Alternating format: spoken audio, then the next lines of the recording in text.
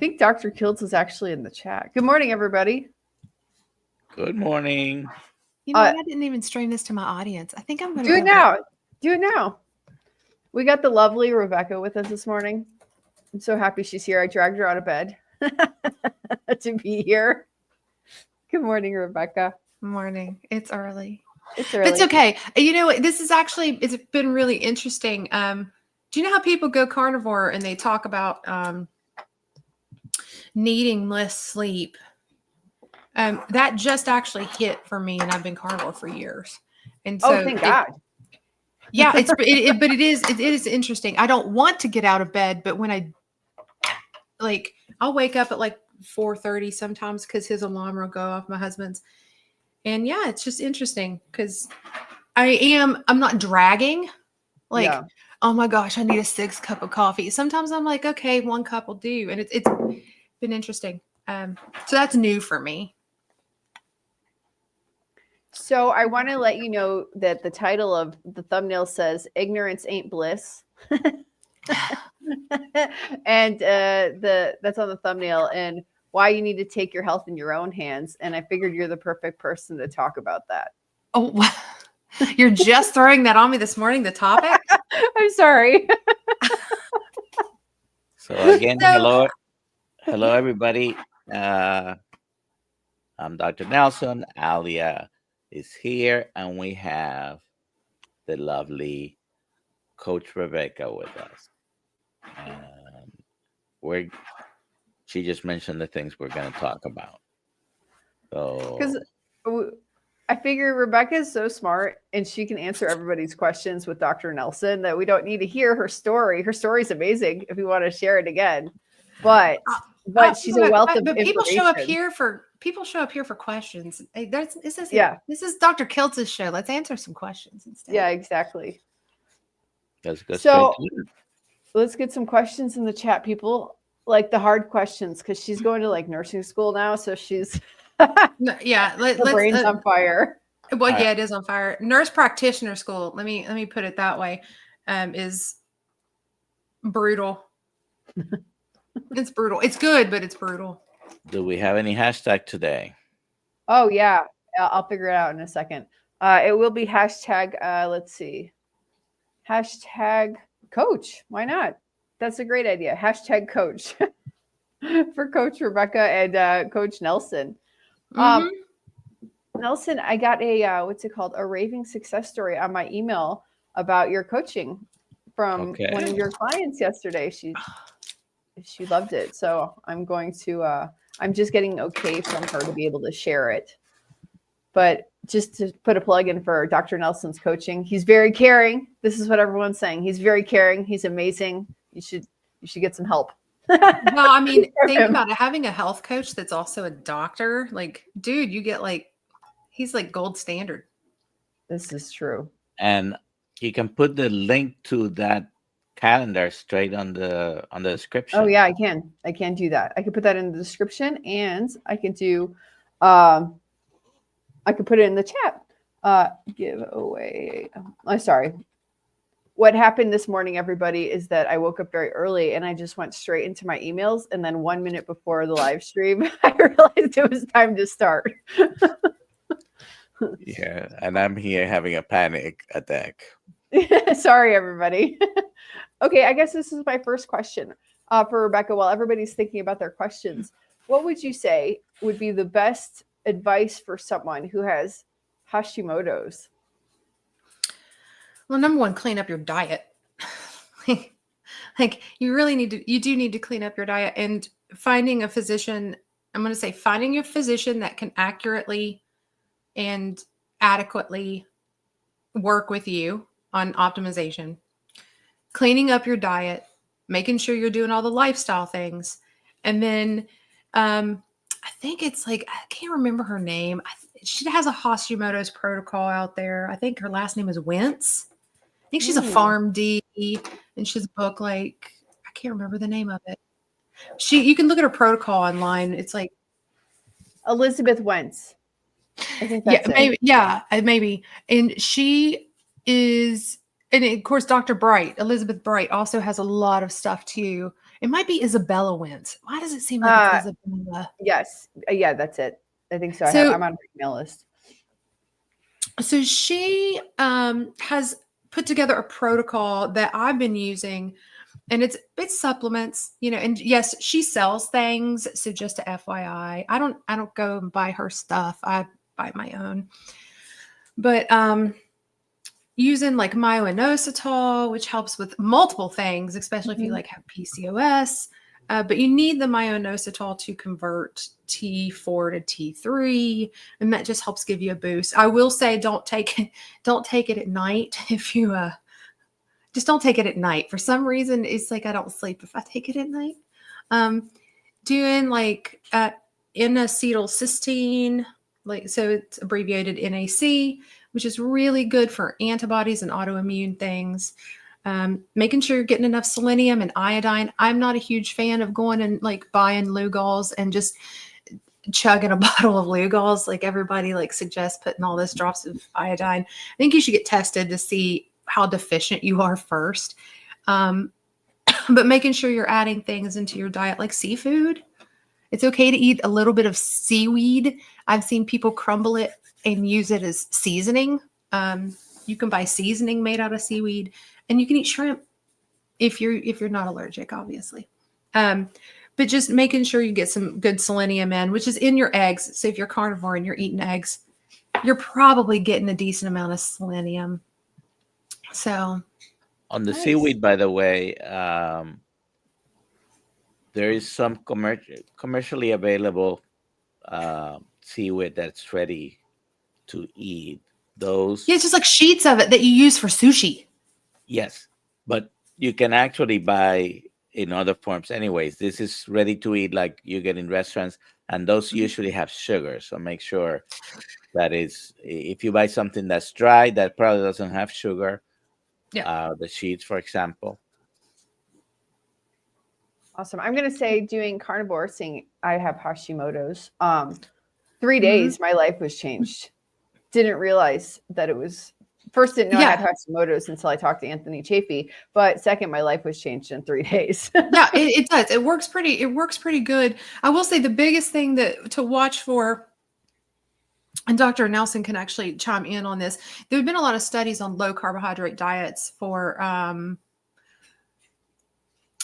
in thyroid function. And what we've noticed in these studies, and this has been put out by Ben Bickman, is that you do see a drop in T3 for some reason, but you don't see a rise in TSH with that. So people will be like, look, it's tanking your thyroid. No, if it was tanking your thyroid, the TSH would have risen. But and there is no increase in symptoms. No, correct. Like, so it's interesting. So if you go to your doctor and you're like, okay, my T3 is all of a sudden tanking, it might not be tanking. It might be that you are becoming what they call more sensitive to the T3. Just like when you go carnivore, you're more sensitive to insulin because you're reversing some of that resistance. So you might have some thyroid resistance. I'm going to coin that phrase, thyroid resistance, right there, right now. You got some thyroid resistance, and you're needing more and more for your metabolism because T3, well, the thyroid really regulates everything: your fat metabolism, your glucose metabolism, your actual metabolism, even your blood production. It's insane. So since I did give this title, why would you want to take your health into your own hands? Well, have you seen the standard American medicine these days? I mean, that's as I go. Like, that's why I picked this thumbnail. Ignorance ain't bliss. Do you know I didn't even see the thumbnail yet? Oh no. Do I need to see it? I'll send it to you. I think I sent it to me. Yeah. So now, I think that, and it's not all of the medical system's fault. It really isn't. People don't know what they don't know. And when you are forced to see a patient every 15 minutes or less, it's just like a revolving door, just getting people in, getting people out. and just managing people's symptoms. You don't have time to do a deep dive. And I've seen that so much. And then that's where medical errors come in. So if you take your health into your own hands, you really become the driver. And then when you do go into those doctor's appointments, you're ready to have your main concern there and not just be floundering for like, I just don't feel good. Well, you already know really kind of what's going on. And, I think becoming your biggest advocate is probably your best bet. Definitely. I've had plenty of patients that come with a research paper on their condition, and I don't mind it. I like it when people have looked into their own problems and they come to ask, I seem to have these choices. What do you think? And we can talk about it. Now, please don't go into your provider's exam room to tell them what to do, but bring up the subject that you did your research about a lab or treatment or medication, whatever it is, and talk to your provider about any doubts that you may still have. Yeah. Yeah, I think that especially becoming your own expert on your own condition is super important. Like when I was first diagnosed with Sjogren's, because that was the first autoimmune I was diagnosed with, I went out and bought a rheumatology textbook on Sjogren's.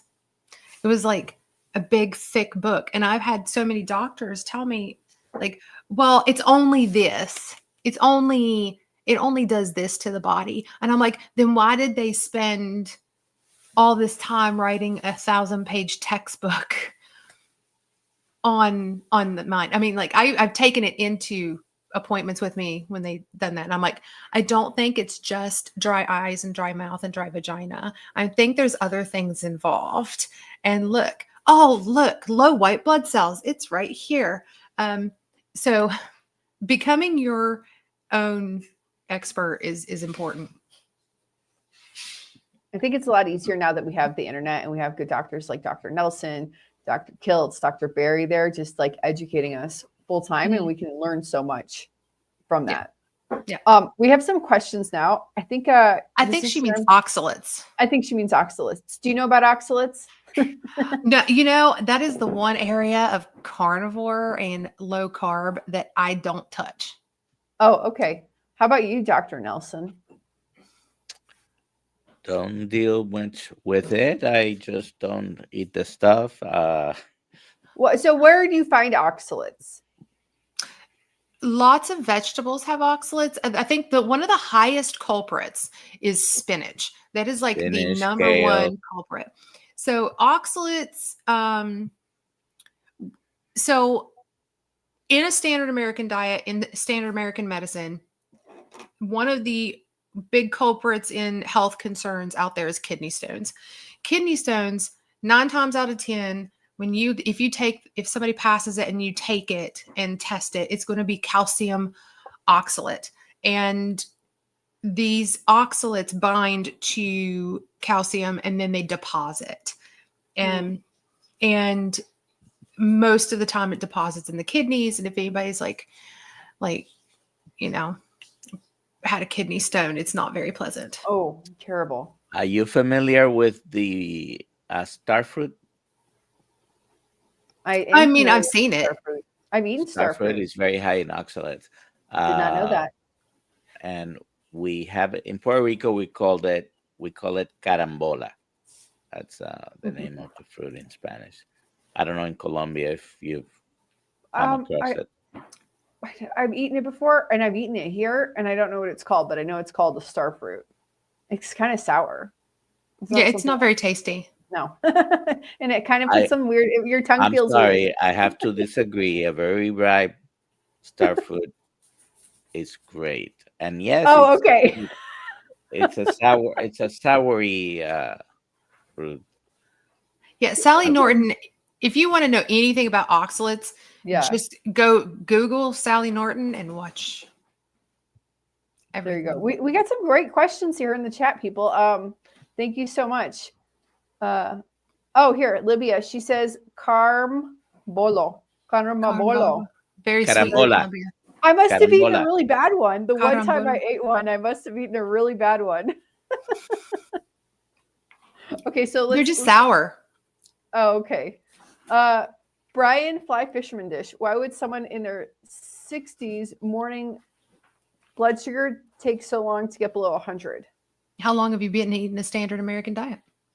It's a great question. He answers that. He says he's been carnivore 8 years. No, sorry, keto 8 years and the 30 days on carnivore. 30 days on carnivore? Yeah, somewhere in the chat it says that. It's probably going to take a while. Okay. And Dawn phenomenon too. If he's talking about that, like if he's talking about like, morning blood sugars, how long is it taking to get below 100? Let us know, Brian, and we will follow up with that question. Here we go. We did the oxalates question. I wanted to read this from Terry. It's not a question, but maybe you can help. Terry Sue, I'm on a steroid right now. I'm getting edema. Am I saying that right? Edema. Edema in legs and neck and face and abdomen. It's awful. Suggestions? Fortunately, it's one of the side effects of using steroids. Yeah, if it's a short term, it'll reverse. If it's a short term course for something like an exacerbation of some sort of inflammatory condition, it will reverse. But it's frustrating because you put on so much water weight. But it will diurese as soon as you're done. Yeah. Okay. Let's see. Family Roots. Family Roots Farm question. I have a umbilical hernia from babies. Is it dangerous not to have it fixed? I have lost 30 pounds with carnivore. Dr. Nelson. That's you. The short answer is no. Usually hernia repairs are done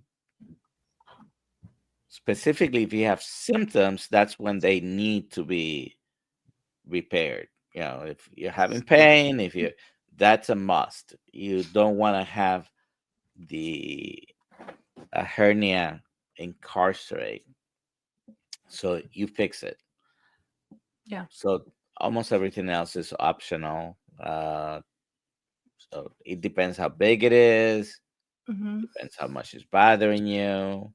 Does it have to be fixed? No, but needs to be evaluated, looked at, and the doctors will check you. And it's a fairly common thing sometimes. Anyways, I'll stop there. What do you think, Becca?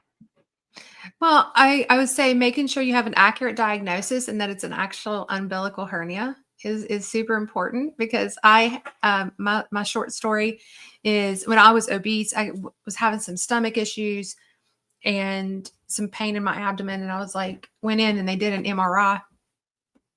And the person that read the MRI was like, yep, you have a hernia and you have to have it surgery on it right now, and scheduled me for surgery. And I was like, what? And I had a friend of the family that did general surgery. I was like, will you look at it?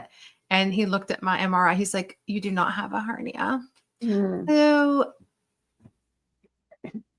if you're not having symptoms and it was just accidentally found, get a second opinion.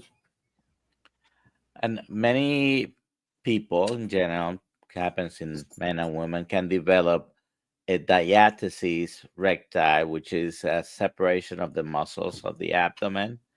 And that is not a real hernia. That's literally a separation of those abdominal muscles from your belly growing, whether it's from pregnancy or obesity.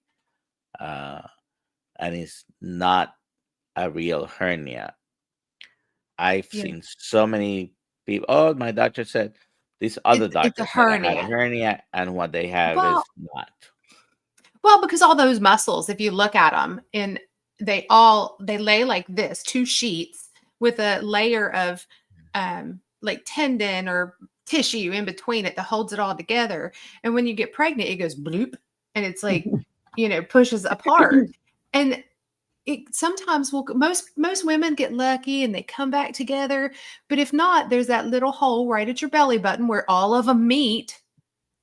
And there's a hole, and it's just a little gap like this.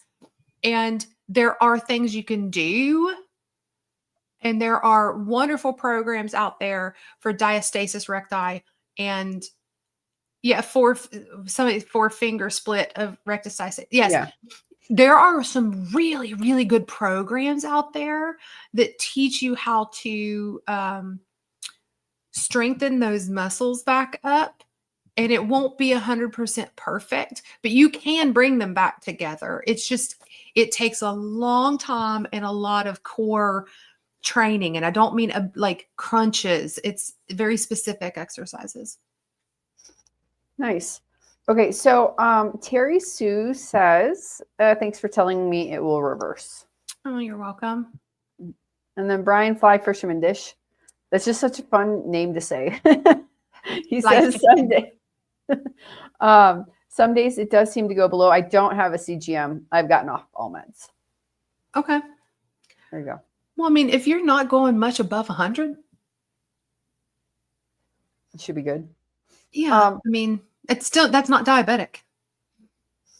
There you go. If you're keeping above, if you're hitting like 108 and above and staying there for a very long period of time, like throughout the day, then you've probably have either some little bit of insulin suppression or some too much or insulin resistance still left.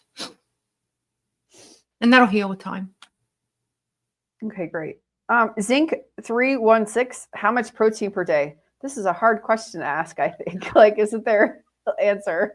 There's so many factors. Male or female? Male or female, height, weight, what are you trying to achieve? Yeah. I need to know how old you are. I need to know how tall you are. I mean, if I don't know anything, a female, 100 grams starting out, we're going to put you around 100 grams.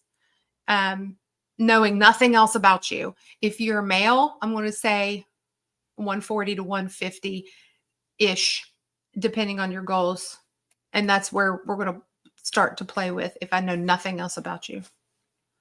So if you're still here and you'd like more detailed information, please give more detailed information and you get a better male, answer. 190 centimeters. Dear God, okay. Can somebody translate that for me? Yeah, I'll do that right now. Thank goodness for 82 kilograms. So that's around 170-ish, 70-ish I think it's like 80-ish, 180, 185, so, 82. Yeah, on the kilograms, 82. 82 the RDA is 0.8 per kilo. No, is it 0.4? And anyways, yeah, the so 180 is 0.8 per kilo.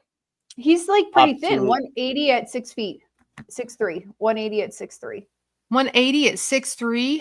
Yeah. Are you lifting weights? There you go. That's another question. Yeah. If you're, 180, 6'3", I'd say around 180. And if you're lifting weights, yeah. So yeah, one gram per pound isn't really a bad goal. It's pretty solid if you're lifting weights. You do lift weights. Yeah, if you're lifting weights, I'd say 180. You do not have to be like Dr. Baker and eat 300 grams of protein. You're just going to poop it. You're just going to break it down, turn it into glucose, or poop it out. So you have limited absorption if you're going to be eating that much protein. So I'd say try around 180. If you can't choke down 180 and you're still making gains, like in the gym, you're still getting stronger, you're still getting bigger, bump it down to 150, see how that does. If you still can't choke down 150 and you're still making gains and getting stronger and getting bigger muscles, then that means you don't need that much. The thing of it is that people will overeat protein, thinking that they need that much protein. Well, we should focus on fat, right? Energy. But I mean, you need you do need the protein. If you're really stressing your muscles and you want to build protein, you need to consume it. Okay. There we go. Bev, what are your thoughts on methylene blue? Dr. Boz is taking it now. I don't think we have enough studies on it. I don't think it hurts anything. What do you think?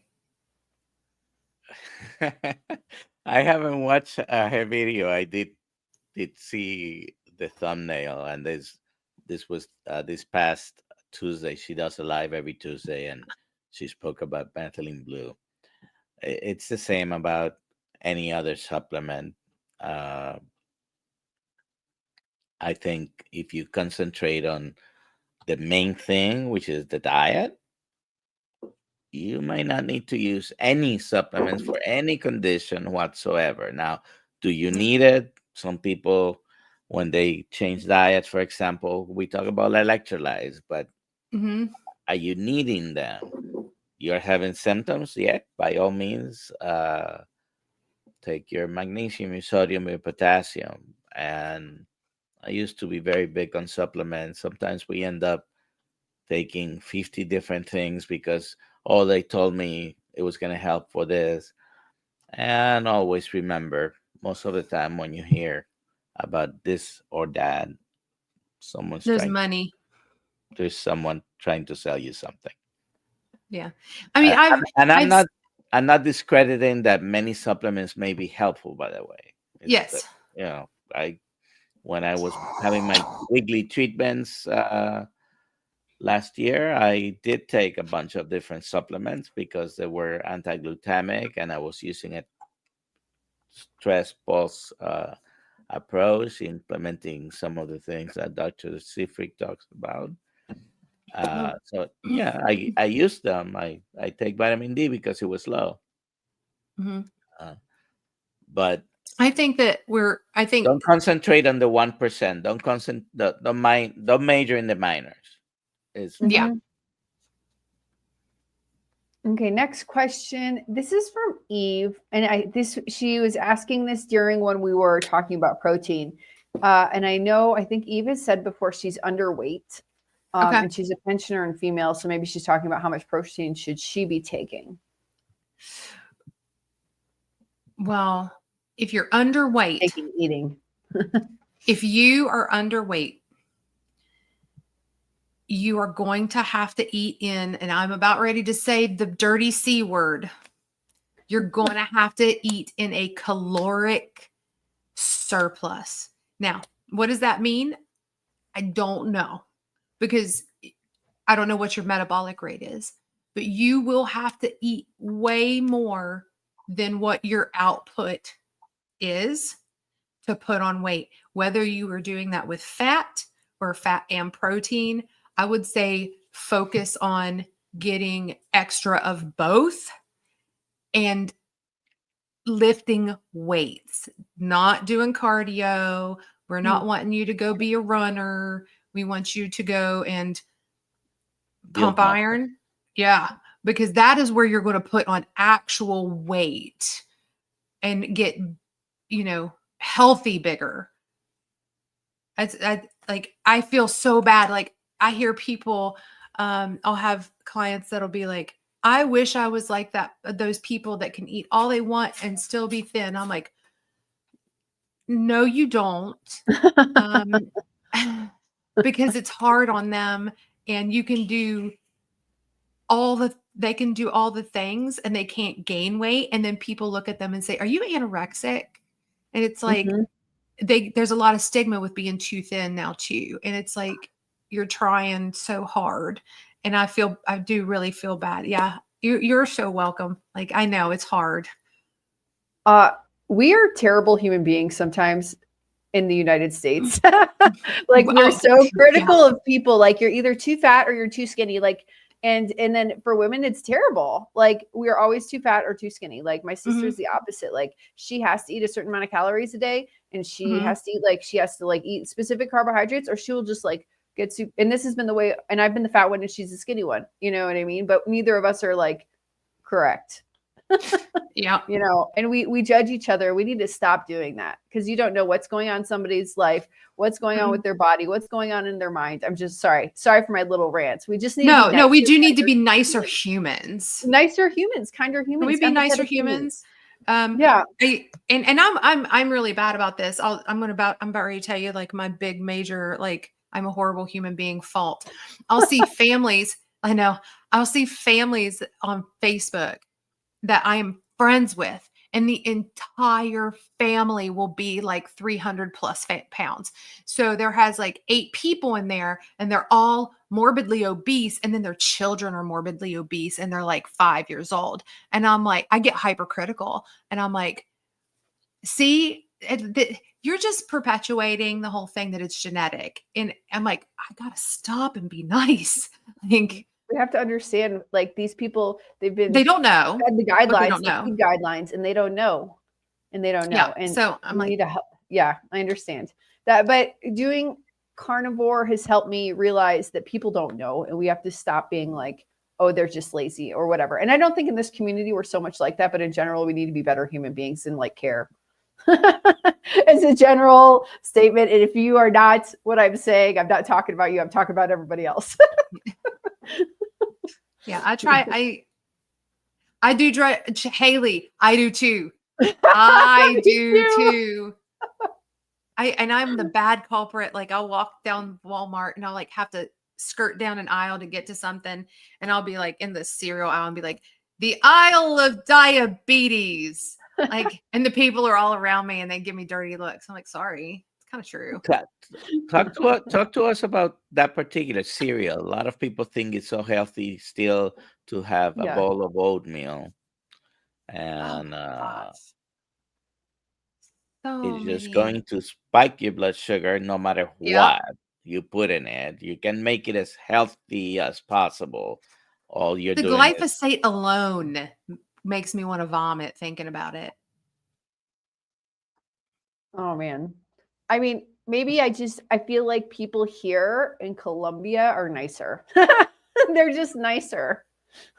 You don't slut shame the girls that are wearing small shirts. You don't tell people they're fat. In fact, people love their chunky women. Do you get what I'm saying? Like, it just seems like the culture here is so much nicer, and I can see the difference. That's all. But I could just be not understanding. There could be a lost in translation issue. All right, back to the questions. And sometimes we do have genetic predispositions. Sure. And you can see in families a tendency to be bigger, not necessarily being all morbidly obese, because when you add our current diets, which most people includes, a whole bag of Doritos or popcorn just watching a movie or TV, or everything goes back to that. There are people that even following the best diet may still have some more weight, or I still say 95% of diabetics shouldn't be diabetics, but there's still 1 to 5% that may, because of some genetic problems, have more of a risk for diabetes and many diseases. We're all going to die of something, even if we are perfect in our lives, the diet, exercise, and all that. But what we're doing is reducing risk. Yeah, and that's the main thing we need to focus on. We reduce the risk. I had a stroke 6.5 years ago. I have reduced all the risks possible associated, but it can still happen again. I just reduced it, didn't eliminate it. There you go. We'll get back to the questions. Maybe we'll go on another rants later. Maybe I'll get triggered again. JJ Lid Yard. Do you have any food that you know is not carnivore but helps you stick to carnivore? That's an interesting question.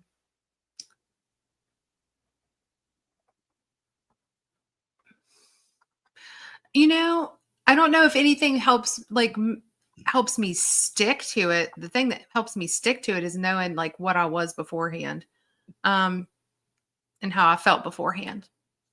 But I still use condiments, not condoms, condiments. So let's be very specific. Yeah. No. See, I'm funny. I'm making him laugh and cry this morning. It's great.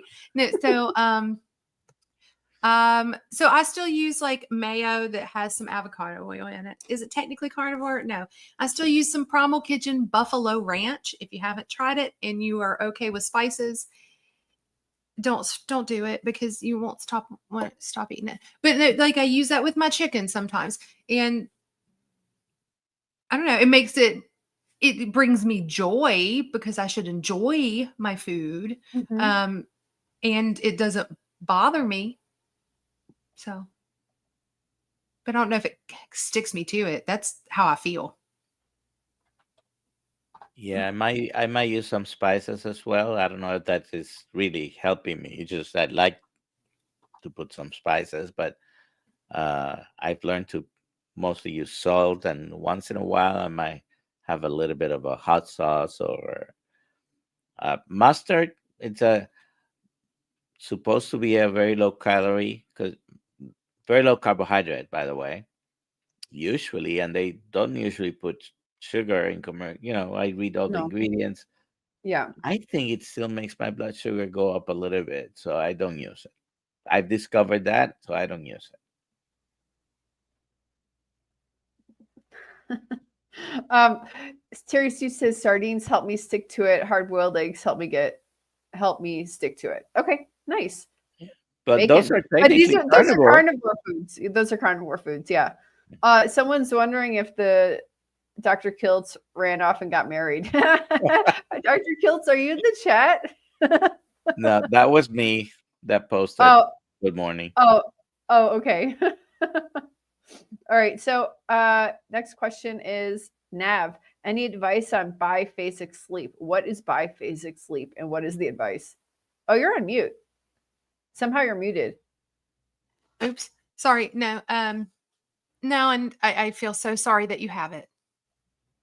Biphasic sleep is these people that they wake up at like the same time in the middle of the night. Like it'll be like usually it's about halfway through a normal sleep pattern and fully awake, raring to go. And yeah, and our life just isn't conducive to biphasic sleep. Right. I guess if you're retired, then you can totally get away with biphasic sleep. You get up for a couple of hours, lay back down, get the rest of your 4 more hours of sleep, and your life's good. But the theory is that when we were hunter gatherers, back in way the day, that people got up in the middle of the night because they had things to do in the middle of the night. So they'd go to bed, get up, maybe it was their turn to watch the camp or the tribe and be the security guard. And they'd do that for a few hours, then lay down and go back to sleep when it was time for somebody else. But we just aren't conducive to it. I mean, that's my sleep schedule. I wake up at 3 do what you can. Wake up at 3. You wake up in the middle of the night, do a couple hours of work and try to go back to sleep. I don't know. Usually they say if you can't go back to sleep within 20 minutes, then you might as well just get up. And do something. If you've been hearing Dr. Kiltz enough, get up and do something. Yeah. And then take a nap when you're feeling sleepy. I think sleep hygiene is very important. And even when we know what we should do, we don't do it. And sleep hygiene, if you just Google sleep hygiene, and there's long lists, they can become very long, some of them too much. But there are certain basic things that you should do, and we don't do them. I bet the screens before it doesn't bedtime, help. No, it's a terrible. big one. Everybody's looking at their phone until they close their eyes. and then they can't sleep. The blue light and the radiation is crazy. I want to say, and people are going to poo-poo me in a second, but I'm trying out an amino acid called Perfect Aminos. I am not a marketer of this. I'm just telling you what I'm taking. I've heard of that. Yeah, and you take it's really kind of expensive. It's $50 a bottle. There's 150 in the bottle. You take 15 a day. Okay, let's back up. Insomnia before carnivore, terrible insomnia, worry, stress, thinking about everything, part and parcel with what I was eating and the Hashimoto's. Okay, so get on carnivore, I can sleep again. And I thought my sleep was like the best ever. Okay, I'm doing these amino acids now for like 10 days. I'm sleeping through the night. I do have to wake up at 3:30 in the morning, but I would sleep probably till 7 without waking up. But it's like deep sleep, like lights off, I'm out. No dreams, just sleep, and then I'm awake all of a sudden. And so there might be a component there, like if you're missing some amino acids, maybe it's not helping you sleep. I also work on my artwork with my kids. It's more of I'm not like a fantastic artist, but it's just something that helps me unwind. And I try to stay away from my phone. Do something like that's away from your computer before bed, and don't stay on your phone or your computer. Lastly, we have a projector. We don't have a TV. So if you are watching a movie at night on your projector, it's going to have a different effect than if you're looking at your wall that's not a TV screen. Yeah. It has a different effect on your eyes and your brain than watching a screen. Also, no horror movies at night. That will keep you up. Yeah. That's practical advice. Yeah. I mean, I think protecting your sleep at all costs is probably one of the things that I try to do, Yeah. Oh, people are giving great advice here. Advice. There are many things. Sometimes even people who drink coffee, some may have coffee first thing in the morning, not have any more during the day. Well, there are a few people that even the morning coffee will affect their sleep at night. 12 to 18 hours it can linger in the body if you are one of those people that are the P450 system. If you are a slow metabolizer, that can stick around in your body for a hot minute, and you're like, I didn't have coffee since 8 a.m. this morning. It doesn't matter. Some people it can take a hot minute for it to go away. We're talking about simple things, just Google sleep hygiene, read up. Like using your bed for only one or two things, and that's it. Don't two things. 2 things. Use your bed for 2 things. Okay. But watching TV late at night isn't one of them. No, it is not. TikTok. Yeah, or being on your phone. Off. It's amazing what don't things do anything else in your bed. Yeah, exactly.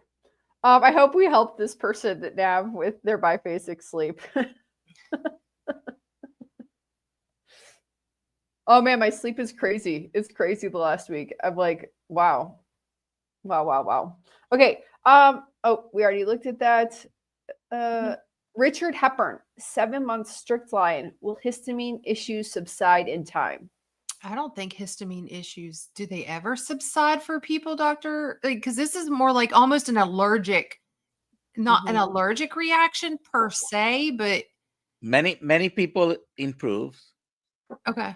But may not go away. Okay. And it's like many other things. Like, for example, the Hashimoto's, that I've heard so many that do have Hashimoto's, and they feel better. You can objectively look at labs and they're better. Will it ever go down to 0 TPO antibodies and feel great? Maybe not.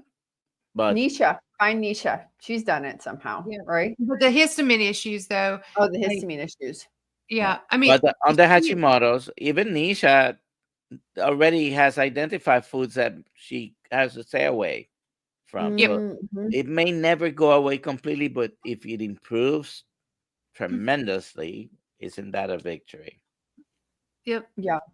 Phoenix, is that how you say her name? Phoenix, maybe. Dr. Berry says it'll go away. Maybe it will then. I don't know. Oh, I want to say we've got like 15 minutes left to the live stream. So if you haven't done #coach, do that now so you can get in the liver supplements. So you can get Killed Health supplements. I think that's what I said we're doing today, a bottle of organ meats. There you go. For those of you that don't like to eat organ meats but need to take them. #coach. Okay, let's see. Yeah, oh yeah, here we go. Dr. Berry says, oh, Did it all right. go? Well, maybe But it will, but I don't know. Like, I don't deal with histamine issues. I know people that are carnivore that still deal with histamine issues, and they've been carnivore for a hot minute.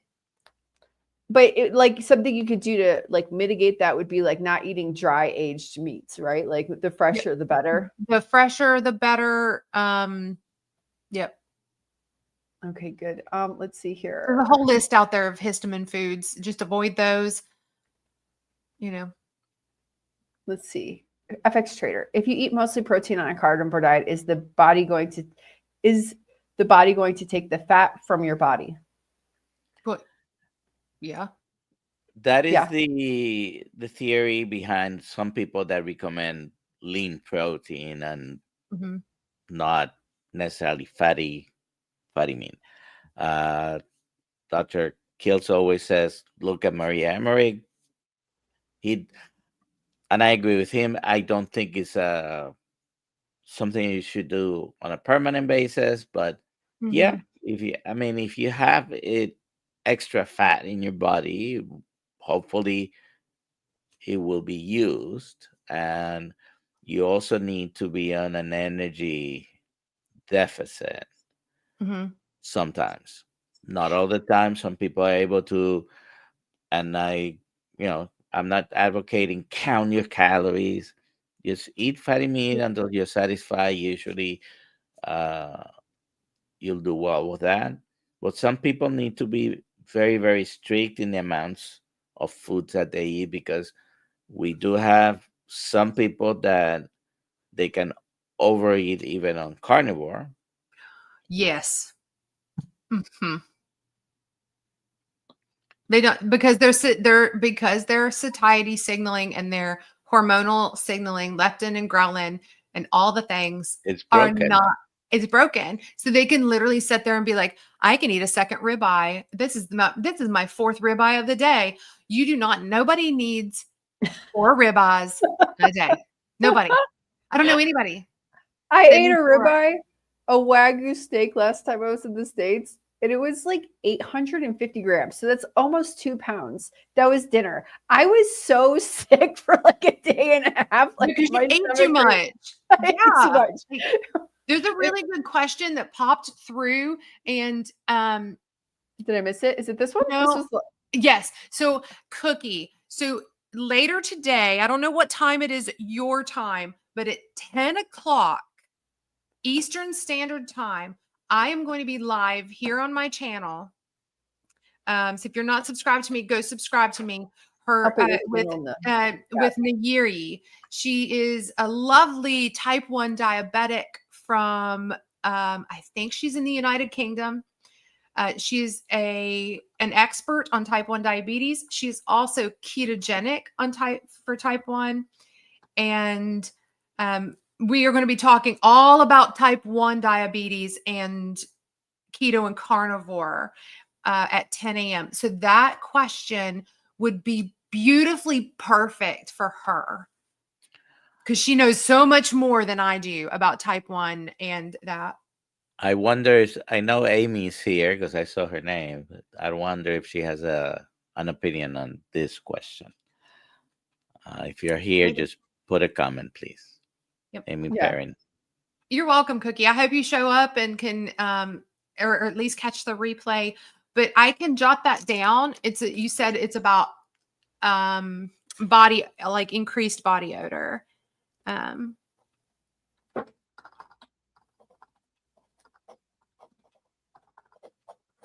It's interesting. It is. Most people on carnivore find out, but if she just started, I can see that possibly the body detoxing and possibly doing it, like increasing body odor. But I'll have to ask her. The thing that happens with low carb diets, obviously you start producing more ketones, and acetone can change your breath. May have a different odor. I don't know if it's, I would call it bad breath, but definitely a different breath if you're having a lot of acetone. After you've been for a while in a on a ketogenic diet, the amount of acetone in your breath probably is not as high. The amount of acetoacetate in your urine probably is not as high. It's sort of your body starts utilizing it better. I think it's Yeah, but if she's type 1, it seems like I would say, and I'll have to ask, this is one of my questions for Nayeri whenever I talk to her, and is asking about ketones on and type 1 diabetes, because they are injecting insulin. So insulin blocks the production of ketones. So I'm interested to talk to her about like the nuances and the differences between, type 1s and type 2s in that situation, because there's going to be some significant like differences. Here we've got one more question, and then I popped up your YouTube channel so people may go and subscribe. Thank you. Yeah, you're welcome. Venice. And besides that channel, Rebekah, where else can we find you? Instagram and Facebook. I have a Facebook page that it's just my name. I don't have like some special thing like redheaded carnivore. Like I don't have anything like that. I don't have like some handle. My handle's my name. That's a good one though. That's a good Ginger one. carnivore. Carnivore ginger. But it's like, because I'm hoping to be a nurse practitioner, I want people to find me later with my name too. So I decided to just stick with my name. My name's fine. It's not a bad one. And I'll just, so Rebekah Bavery. It is Bavery. A lot of people are like, is it Bavery? No, it's Bavery, but that's fine. You can say Bavery. A lot of people do.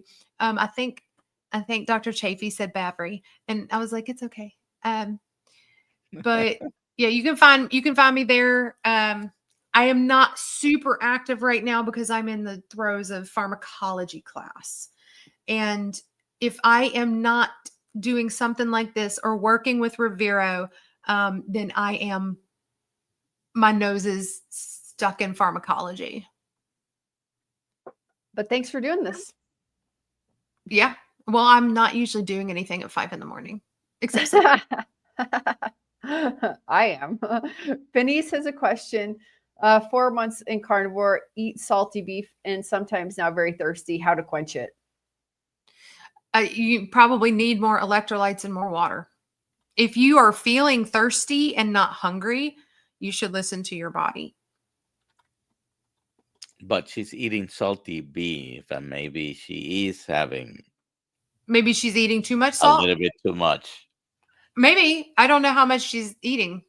Yeah. And how much are you peeing? Are you eating a lot? Are you peeing a lot too? If you're peeing a lot, then you're probably just losing a lot of water. There you go. I don't think we have any more questions. Wow, we made it through all the questions. There we go. Somebody says By the way, drinking carbonated water makes me thirsty as well. Oh yeah, I will. If I do that, I'm drinking carbonated water like I'm an alcoholic. You just get the can, stack it up in the trash can. Yeah. Not peeing a lot. If you're not peeing a lot and you're then you're probably using too much salt. Or have a prostate problem. I think it's a female. I think so. Is a girl, so not a prostate. In general, I wasn't answering her question specifically. Did you know? Here's a prostate fact for you. Did you know that fluoroquinolones are good treatment for acute prostatitis? Did not know that, and I'm scared of those. But thank you for telling me. Well, you don't have a prostate, so you don't have to worry about it. Yeah, exactly. This is what I've been studying for the past week, and my brain hurts. I'm so sorry. Your brain needs a rest. Do some artwork. Penetrate the prostate tissue very well. It does. And bone, especially with salmonellas type of stuff. Oh, wow. Yeah. I love Mike, Polish Mike. He's so simple. If you're thirsty, drink water. Thank you. I don't mean simple in a bad way. I mean like simple in a good way. Yeah. Okay, let me see here. I guess we're done with the questions. Let's do the giveaway. Everyone can take one more second and to add hashtag coach. Hashtag coach. And do you have any final words Rebekah? while we give? Huh? Did you put hashtag coach? Well, I mean, I don't need a giveaway of organs. But still, the YouTube algorithm likes it. Does it? Yeah, it does. I didn't know. Let me put it in there. Because everyone's commenting, and that shows that people are engaging. I got to start doing stuff like that. Oh, it's really simple. You just do StreamYard /giveaway, and then it'll pop up a screen, and you set it up. It's super easy. All right, guys, I've given you your minutes. Here we go.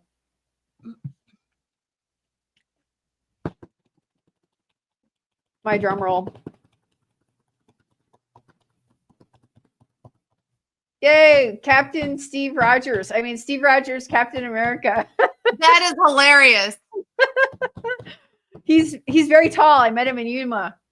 Captain Steve Rogers. I'm saying it all wrong. Steve, please email me, alia@drkiltz.com. I need your phone number and your address. And we will get those shipped to you. Ta-da! Yay! All right. It says Dr. Kiltz put that in there, but I did. I put that email address in there. Congrats, Steve Rogers.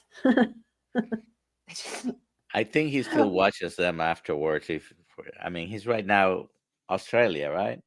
I think he said he was like in LA yesterday, so maybe he's on a plane right now. But my question is, who did Good Morning? Did you do Good Morning this morning? It says Good Morning from Dr. Kiltz. Oh, that was you. Okay, fine. That was me.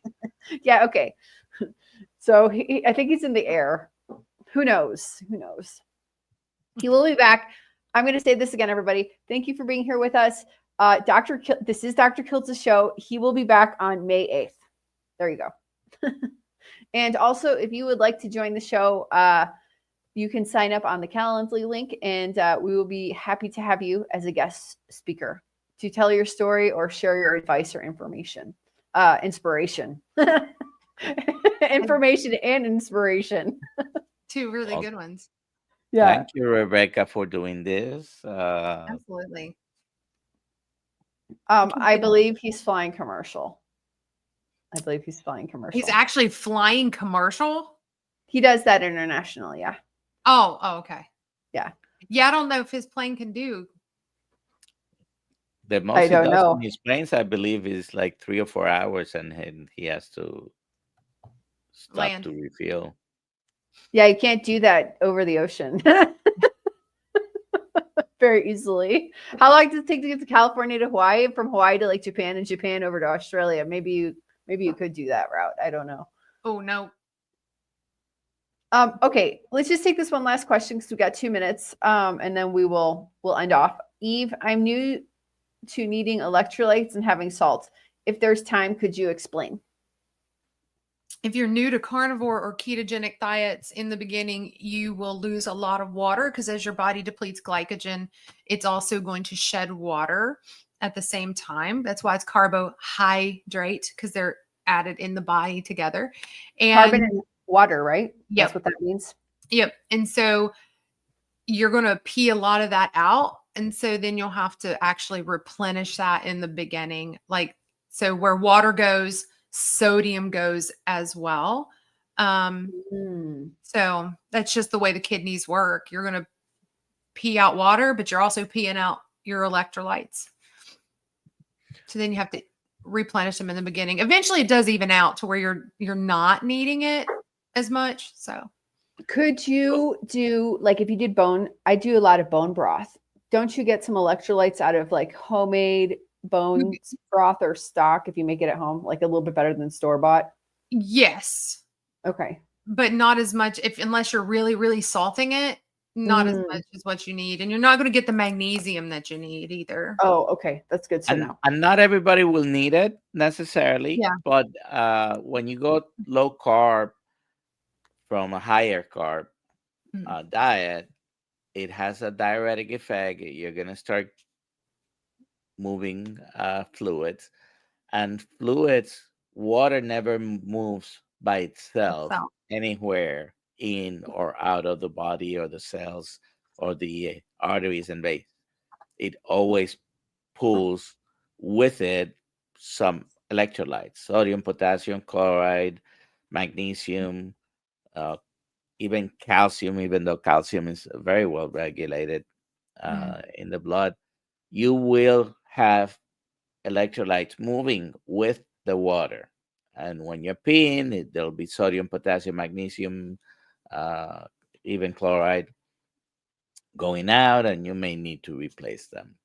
And that's what some people will get sick from it. The keto flu, it's a real thing. I've never had it myself, but Dr. Barry likes to call it carb withdrawals and not keto flu. All right, everybody, time to go. Thank you so much for being here. It is now 5 a.m. where I live. 6 a.m. somewhere. Thank you, everybody. Have a good day, everyone. We'll see you tomorrow. Tomorrow we have Brett Miner, the Hoosier Carnivore. He'll be here sharing his story. All right, see you tomorrow, everybody. Goodbye. Bye-bye.